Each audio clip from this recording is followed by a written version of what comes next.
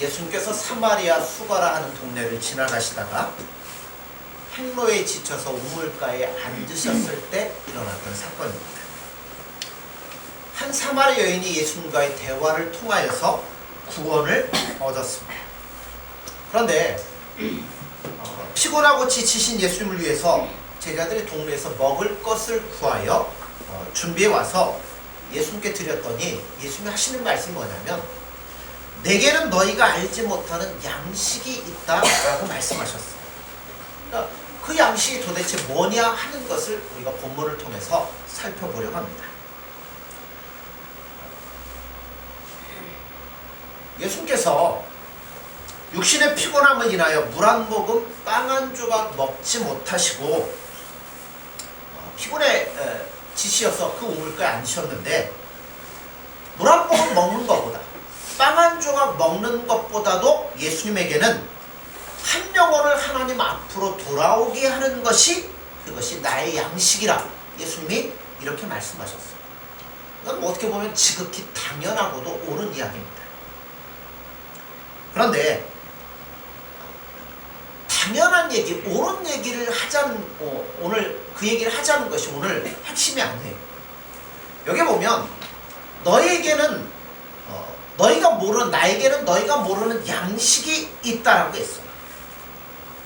이거는 그렇게 쉬운 이야기는 아니지만 그렇다고 우리하고 동떨어진 이야기도 아닌 것 같습니다. 이것이 나의 양식이다. 이 말을 좀 더 쉽게 이야기하자면 이렇게 풀이할 수 있을 것 같아요. 밥을 먹는 것보다도 이것이 나에게는 더 좋다는 의미를 갖고 있습니다. 즉 나는 양식보다 더 좋은 게 있는데 그게 뭐냐라는 것을 우리들에게 말씀해 주고 있는 거예요. 근데 이 사건이 언제 이루어졌냐면 잘 들으셔야 돼요. 지금 예수님이 어디를 가시다가 여기 머물렀냐면 갈릴리를 향하여 가시다가 사마리아 수가라는 동네에 이르셨습니다.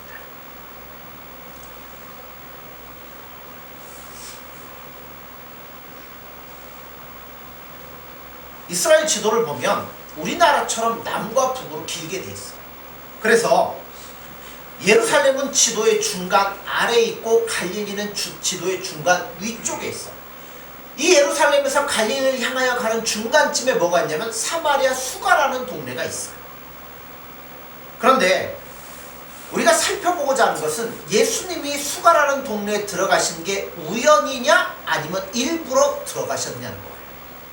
왜냐하면 예수님 제자들이 뭐라고요? 나에게는 너희들이 모르는 양식이 있다. 그런데 그 양식은 밥보다도 내가 이 일을 더 좋아한다는 거죠. 밥보다도 더 좋아하는 일이 있는데 그것이 우연하게 이루어졌을까요? 아니면 예수님이 의도하시고 일부러 거기에 가셨을까요? 자, 밥 먹는 것보다 더 좋아하는 일이 우연히 일어날 수 있을까요? 사람은 먹어야 살죠. 그래서 금강산도 식후경이라는 말이 있습니다. 먹는 문제는 그래서 절실하게 우리에게 선결되어야 되는 문제인데요. 그런데 그 먹는 것보다도 더 좋은 일이 있다는 겁니다. 그러니까 이거는 분명히 우연하게 이루어지는 일이 아니더라는 거예요. 분명히 예수님이 의도하셨고 계획하셨고 이 집념 속에서 이것을 이루어내신 분이 누구냐면 예수님이라는 겁니다. 성경을 읽다 보면 그냥 아무런 생각 없이 읽다 보면 요한복음 4장에 예수님이 뭐 하신 거예요? 갈릴리 가다가 중간에 지쳐가지고 피곤해서 사마리아 수가성이라는 곳에서 우물가에 앉아서 물을 좀 마시고 뭔가를 먹으려고 준비하신 것처럼 읽기가 쉽습니다. 그렇게 갔다가 우연히 한 여자 만나갖고 뭐 하신 거예요? 전도하신 거예요. 그러니까 겉으로 보면 이렇게 보여요. 그런데 우리가 그렇게 느낄 뿐이지 사실은 그게 아니다라는 겁니다. 잠시 쉬려고 앉으신 게 아니라 일부러 처음부터 계획을 갖고 거기를 들어가셨다는 거예요. 그러니까 오늘 제가 이야기하고자 하는 부분이 바로 이 부분이라는 거예요. 자, 4장 3절 4절에 보면 유대를 떠나서 다시 갈릴리로 가실새 사마리아를 통과해야 하겠는지라. 성경은 번역이 여러 개 되어 있습니다. 개역, 개정, 개역, 한글, 현대일의 성경, 공동번역, 뭐 하여튼 무수하게 많아요. 그런데 다 이게 그 번역을 하다 보니까 오류들이 어느 정도씩 있습니다. 좀 쉽게 성경을 보려면 현대어 성경, 현대인의 성경 이걸 보면 조금 더 쉬운 말로 풀이를 해요. 거기에 보면 유대를 떠나서 다시 갈릴리로 향해 가셨는데 도중에 사마리아를 지나가셔야만 했다. 현대인의 성경에 이렇게 기록되어 있습니다. 개역 성경에서 사마리아를 통과해야 하겠는지라 어떻게 보면 지리적인 조건 때문에 어쩔 수 없이 여기를 통과해서 가는 것처럼 느껴질 수 있는데요. 헬라 원문에 보면 사마리아를 통과하는 일이 필요한 일이었다라고 기록하고 있어요. 따라서 예수님이 사마리아를 통과해 지나가는 것이 이게 지리적인 것이었냐 아니면 의도된 사건이었냐 하는 두 가지 추측을 낳게 됩니다. 근데 뭐가 옳을까요? 예, 두 번째 게 옳아요. 우물가에 앉으신 사건도 이렇게 기록되어 있어요. 4장 6절에 보면 거기 또 야곱의 우물이 있더라. 예수께서 길 가시다가 피곤하여 우물 곁에 그대로 앉으시니 때가 6시쯤 되었더라.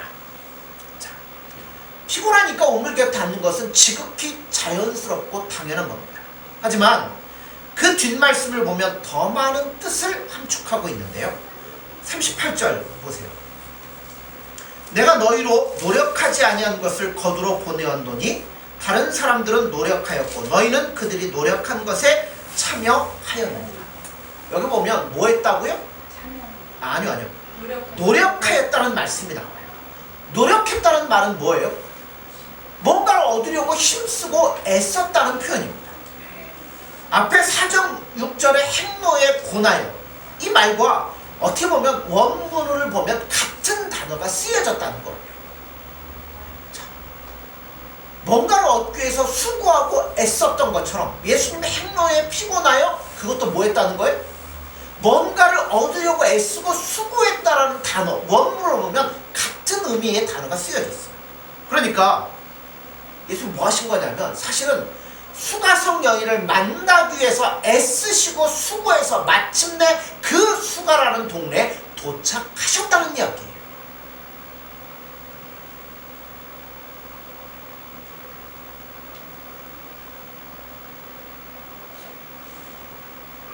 그러니까 한마디로 얘기하면 예수님은 기진맥진할 정도로 온 힘을 다하여 이곳에 찾아오셨다는 겁니다. 여러분 우리에게로 한번 대입을 해보십시오. 예수님이 우리를 살리시고 우리를 구원하시려고 온 힘과 애를 쓰셔서 마침내 우리에게 임하셔서 우리를 구원하시고 하나님의 자녀 삼으셨다는 겁니다. 그러니까 사실은 예수님의 열심과 집념과 그 뜻이 어디에 있는가를 이 본문을 통해서 우리에게 보여주고 있다는 거예요.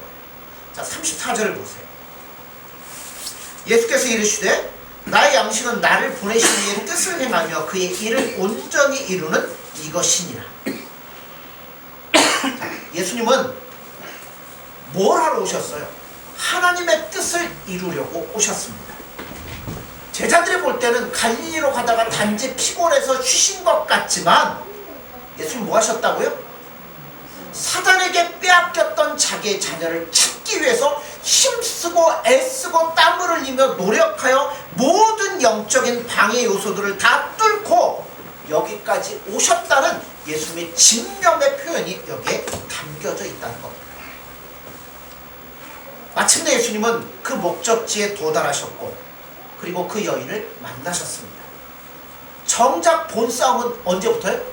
이제부터 시작이 되는데 여러분 기억해야 될 게 있어요. 싸우러 오는 지점까지도 굉장한 싸움을 치르시며 예수님이 오셨다는 거예요. 이거는 뭐 가는 길이 힘들고 행로가 거칠었기 때문이라기보다는 이게 영적인 싸움이기 때문에 예수님에게 어려웠다는 이야기예요. 자, 예수님이 십자가를 지실 때도요, 십자가를 지시는 육체적인 어려움 때문에 예수님이 힘들어하신 건 아니었어요. 오히려 그것이 영적인 싸움이기 때문에 예수님에게 어려웠다는 겁니다. 사랑하는 아버지와 단절되고 죄인 취급 당하는 것을 예수님은 참으실 수가 없어요. 그게 힘들었지 살이 찢기고 이거는 우리를 위해서 얼마든지 예수님이 하실 수 있는 문제였어요. 그러니까 단절되고 죄인 취급하는 게 너무나 힘드시니까 예수님 십자가에서 마지막 때 뭐라고 그러셔요? 나의 하나님 나의 하나님 어찌하여 나를 버리시나요? 이거를 준비하기 위해서 겟세마네 동산 기도하실 때 뭐라고 그랬어요? 할 수만 있거든 이 잔을 내게서 옮겨달라고 예수님이 기도하셨어요. 그러니까 어떻게 보면 십자가에서 죽으시는 것도 큰 싸움이지만 그거를 준비하기 위해 이 땅에 오시는 그 과정까지도 예수님에게는 너무나 힘들고 어려운 영적인 싸움이라는 걸 우리가 기억하셔야 된다. 그 싸움을 무엇 때문에 하셨어요? 저와 여러분들을 구원하시려고 그 싸움을 치르시면서까지 우리에게 도달하신 분이 바로 예수님이시라는 겁니다. 그럼 죽은 영혼 찾아온 게 왜 이렇게 어려울까요? 우린 예수님 믿기 전에 중립지대에 있는 사람들이 아니에요. 우리는 사단과 죄의 노예가 되어가지고 남의 집 창고에 갇혀있는 자와 같이 되었어요. 창고에 갇혀있으니 그걸 구원하려면 어떻게 해야 돼요? 창고를 때려 부시고 거기까지 도달해야만 우리를 끄집어낼 수 있다는 거예요. 자, 이거를 누구를 통해 보여주냐면 사마리 여인을 통해서 보여준다는 거예요. 사마리 여인의 형편이 뭐예요? 비참한 여인이 있잖아요. 남편도 다스셨는데 아니잖아요. 여러분 낮에 나올 수 없으니까 이 여인 혼자 낮에 나와서 물을 길는 아주 비참한 이 죄인이었어요. 그 여인 구원하시려고 예수님이 뭐 하신 거예요? 우연히 가다 만나가지고 야 예수 믿어라 이게 아니란 얘기예요.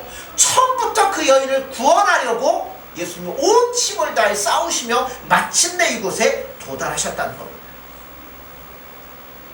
그렇게 하시면서 하시는 말씀이 뭐냐면 이것이 나의 양식이며 이런 일을 하는 것이 바로 나의 일이다. 이것이 바로 나를 보내신 이의 뜻을 행하는 것이다. 이렇게 예수님 말씀하시는 거예요. 그럼 여기서 예수님이 언급하신 나를 보내신 이의 뜻이 무엇인지 우리가 또 한번 살펴봐야 되는 거죠. 요한복음 6장 38절 39절에 보면 이런 말씀이 있습니다. 내가 하늘에서 내려온 것은 내 뜻을 행하려 함이 아니요 나를 보내신 이의 뜻을 행하려 함이니라. 나를 보내신 이의 뜻은 내게 주신 자 중에 내가 하나도 잃어버리지 아니하고 마지막 날에 다시 살리는 이것이니라. 자, 하나님의 뜻 가운데 포함된 자들이 모두 구원받는다는 게 장로교의 예정론입니다. 이것만큼 은혜로우면서 어려운 교리도 없어요. 하나님이 이미 창세전에 우리를 다 예정하셨어. 누구 내가 구원하겠다. 예정하셔서 구원하시는데 우리가 한 거 아무것도 없죠. 다 누가 하셨어요? 예수님 하셨어요. 또한 우리는 예정되어 있기 때문에 가만히 있어도 누가 일하실걸? 예수님 하셔서 우리를 다 구원하실 겁니다. 그러니까 노력할 필요가 있나요? 그렇게 생각하시면 안 된다는 거예요. 조금 전에 예수님이 뭐라고 말씀하십니까?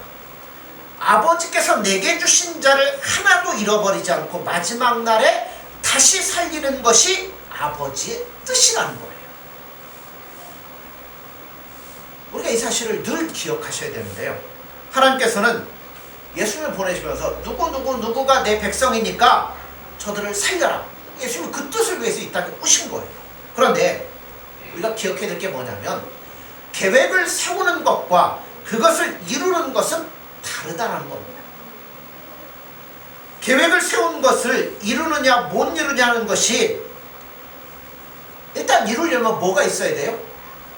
능력이 있어야 이 일을 할 거 아니에요. 능력 없으면 뭐 계획 세워도 못 하잖아요. 그런데 능력 못지않게 또한 중요한 게 뭐냐면 그 일을 이루려면 가만히 대충 하면 이루어집니까?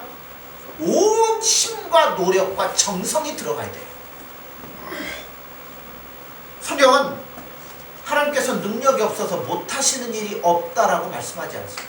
그러니까 능력이 없어서 하나님 못하시는 게 없어요. 하나님은 다 하실 수 있어요. 그러면 능력은 일단 제외. 그러면 뭐가 남아요? 정성이라는 부분이 남잖아요. 그 능력이 마치 우리를 로봇처럼 다루거나, 로봇을 명령만 임명하면 뭐예요? 있는 그대로 그것만 하잖아요. 우리 로봇으로 만들지 않으셨어요. 아니면 뭔 마법의 지팡이 같은 거 우리를 탁 치면 우리가 그냥 순간적으로 확 바뀌어가지고 완전 예수님의 사람이 되느냐? 그것도 아니라는 겁니다. 중요한 건 예수님은 그렇게 강제적으로 일하시지 않으죠. 하나님께서, 예수님께서 우리를 찾아와서 대면하시고 설득시키는데 얼마만한 정성을 가지고 우리를 끝끝내 항복시키시는 분이냐 하는 것을 우리가 아셔야 된다는 거예요. 바로 이와 같은 대목을 알려주시는 부분이 오늘 본문이에요. 이것이 나의 양식이라는 거예요. 내가 너희들을 기업고 항복시켜서 하나님의 백성으로 만드시겠다는 거죠. 그 일을 이루는 게 바로 뭐냐면 밥 먹는 것보다 좋은 것이며 내가 그거를 원한다는 겁니다. 하나님은 한 3번쯤 설득했다가 안 되면 무조건 따라와 이렇게 하지 않습니다. 3번에서 안 되면 몇 번이요? 5번 하시겠죠.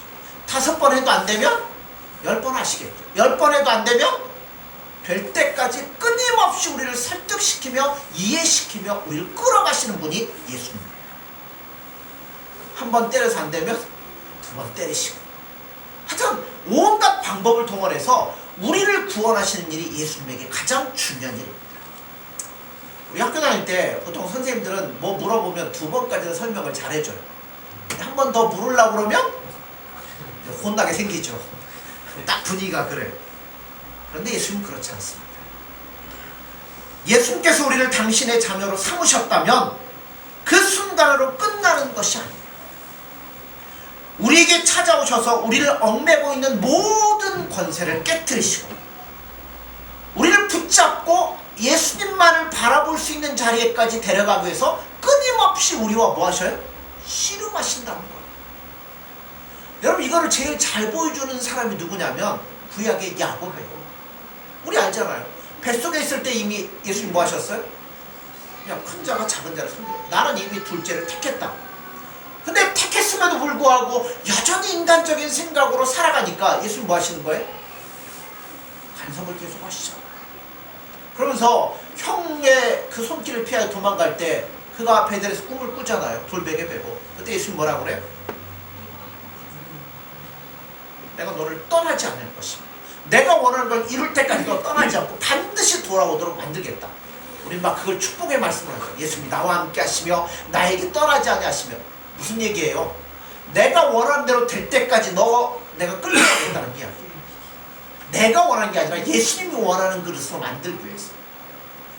근데 큰 때를 이루었는데도 아직 안 바뀌니까 돌아올 때 예수님 뭐 하셔요? 약복강가에서 씨름하자고 덤벼들죠. 그래갖고 하도 안 노니까 골반뼈를 위구를 시켜가지고 쩔뚝쩔뚝 아무것도 못하게. 그때서 야곱이 뭐라 그래? 그러면서 이름을 뭘로 바꿔주죠? 너 이제는 야곱이 아니라 이스라엘이다. 이스라엘 뜻이 뭐예요? 하나님이 다스리신다. 비로소 그러한 사람으로 만들어가시고 바꾸기까지 예수님은 쉬지 않으신다는 겁니다. 쉬시는데 얼마나 많은 시간과 정성과 온 힘을 기울이시는지 모른다는 겁니다. 우리 같으면 아우 저 정도는 포기하겠지. 그래도 예수님 뭐 하신다고요? 포기하지 않으십니다. 예수님께서 마침 물을 길러온 사마리아 여인에게 물을 좀 달라고 하자 사마리아 여인이 뭐라고 그래요? 어떻게 유대인이 나 같은 이방인에게 물을 달라고 하십니까? 그런데 예수님 뭐라고 해요? 내가 누군 줄 알았더라면 내가 그에게 구하였을 것이요 그가 생수를 내게 주었으리라. 이런 대화를 통해서 결국 여인이 어떻게 돼요? 바꿔지죠. 예수님 만나고 변화되어서 동네 사람 불러다가 예수님 소개하고 그 동네가 구원함을 받잖아요. 그런데 이 여자가 항복 쉽게 합니까? 아니잖아요. 내가 사마리아인데 왜 나에게 물 달라고 합니까? 자꾸 이야기를 하는데도 불구하고 예수님 뭐 하시는 거예요? 설득하시고 이해시키고 이 과정을 통하여서 결국 이 여인이 항복하는 자리까지 가게 된다는 겁니다. 바로 본문은 이렇게 예수님께서 그 여인을 붙잡고 끝까지 애를 쓰셔서 마침내 항복했다는 사실을 전하는데 그 목적이 있는 거예요. 이러한 일이 예수님에게는 밥 먹는 것보다 좋으시다는 겁니다. 한 영혼이 하나님께로 돌아오고 그 영혼을 설득시켜 예수님께 행복하도록 만드는 게 예수님에게는 너무나 기쁘고 즐겁고, 그래서 그 일을 위해 이 땅에 예수님이 오셨다는 겁니다. 여러분, 우리에게도 동일해요. 그 예수님이 계시기에 오늘 우리가 이 자리에 앉아 있을 수 있다는 겁니다. 사람처럼 말 안 듣는 것도 없죠. 말로는 잘 안 들어요. 때려도 보지만 잘 안 들어요. 때로는 목숨을 가지고 옆에 봐도 안 듣는 사람들이 있습니다. 사람들은 논쟁 앞에 절대 항복하지 않습니다. 두 사람 논쟁을 했어요. 이기면 뭐가 남아요? 진모심이 남습니다. 네가 감히 나한테 돈 벼들었어? 지면 뭐밖에 안 남아요? 열등감밖에 안 남아요. 그러니까 결국 논쟁해봐야 둘 다 뭐예요? 마음의 상처밖에 없어요. 근데 사람들이 제일 좋아하는 게 뭐냐면 대화로 푼다는 거예요. 물론 대화를 통하여 풀어질 문제도 있어요. 근데 그건 대부분 하찮하고 작은 거예요. 근데 여러분, 인생이 무엇이며 어디로 가고 뭘 위해 살아야 되고 나중에 죽고 난 다음에 어디 가나, 이게 대화로 풀어집니까? 대화로 돼요? 안 돼요. 가장 중요한 문제에 대해서는 대화를 한다고 해결되는 게 아니에요. 오히려 대화한다고 얘기하면서 어쩔 수 없으니까 그럭저럭 순응하면서 이게 해결책이야, 그리고 그냥 살아가는 게 인생이에요. 성경은 말씀하기를 인간들끼리의 대화가 아니라 예수님을 만나야만 된다고 말씀합니다. 인간의 대화와 힘으로 해결될 수 없는 문제, 예수님을 만나야 풀어지고 해결되고 거기에 진리가 있다는 거예요. 그러니까 누가 우리 인생 가운데 예수님이 개입하시고 만나시고 인도하시는 겁니다. 십자가 위에서 피를 흘리시며 그 목숨을 잃기까지 여러분을 찾아오신 그 열심이 오늘도 여러분들의 인생을 간섭하시며 이끌고 계시다는 사실을 여러분 분명히 믿으셔야 된다는 거예요. 예수님 언제 한 번이라도 이슬람교들처럼 한 손에는 코란을 한 손에는 칼 들고 우리를 위협한 적이 있으십니까? 없어요. 오히려 스스로 뭐 하셔요? 몸을 상하시고 찢기시고, 그래도 도망가고 배반한 우리를 끝까지 포기하지 않고 열심으로 우리를 감동시키시고, 그래서 항복하여 나에게는 예수님밖에 없습니다. 그 고백을 결국 들으시는 분이 누구냐면 예수님이시라는 겁니다. 오늘 그 예수님의 모습을 이 여인의 사건을 통해서 예수님 우리에게 가르쳐 주시고 있다는 거예요. 우리 가끔 종종 이런 불평하죠. 나도 삭개와 같았으면, 아니면 나도 바울처럼 길 가다가 예수님 만났으면, 아니면 오늘 이 사마리 여인처럼 예수님 직접 찾아와가지고 야 이거 이렇게 말씀해주면 얼마나 좋을까. 근데 이런 사람들이 특수한 경우가 아니에요. 우리 모두가 사실은 누구의 간섭을 받아요? 예수님께서 간섭하시며 인도하시며 우리를 끌어오는데, 이 사람들은 단순히 그거를 눈으로 보여주기 위해서 등장하는 경우지 여러분 우리하고 다를 게 아무것도 없다는 겁니다. 왜냐하면 여러분들도 누구의 방문 받으세요? 예수님의 직접 방문을 받은 자들이고, 여러분 어떻게 느낄지 모르지만 예수님이 잡아 흔드셔서 이 자리에 나오도록 만드셨기 때문에 여기에 앉아 계시는 거예요. 여러분 한번 스스로 잘 생각해 보십시오. 우리의 스스로의 지혜와 능력과 우리로서는 이 자리에 도무지 나와 있을 수 있는 자가 아무도 없어요. 물론 내가 예수님을 잘 믿고 반응한 건 진짜 여러분 잘하신 겁니다. 그렇게 되기까지 누가요? 예수님이 어떻게 우리 인생을 개입하시며 만드시며 이끄시며 인도하셨는가를 기억할 줄 모른다면 우리는 진짜 기쁨과 축복과 은혜를 다 놓쳐버리고 있는 자에 불과하다는 겁니다. 오늘 나를 향하여 갖고 계시는 하나님의 선하신 뜻과 그 뜻을 이루기 위한 예수 그리스도의 열심과 나에게 간섭하시고 내 생애 속에 뛰어들어오셔서 지금도 나와 더불어 나를 예수님이 기뻐하는 자로 만들기 위해서 씨름하시고 있는 예수님의 손길을 여러분 한번 경험해 보십시오. 그리고 그 손길에 여러분을 맡기십시오. 그것이 우리가 예수님 앞에서 가장 아름답고 행복하게 살아갈 수 있는 지름길이심을 여러분 깨달으십시오. 한 번에도 안 되면 예수님 또 오실 겁니다. 우리 느끼지 못하고 깨닫지 못하면 예수님 또 간섭하시며 또 열심으로 나를 만들어 가실 거예요. 언제까지요? 될 때까지. 그죠? 그러므로 그 간섭이 있으심으로 인하여 여러분 기뻐하며 예수님께 항복하며 나아갈 수 있는 저와 여러분들이 되시기를 간절히 소원합니다. 기도하겠습니다.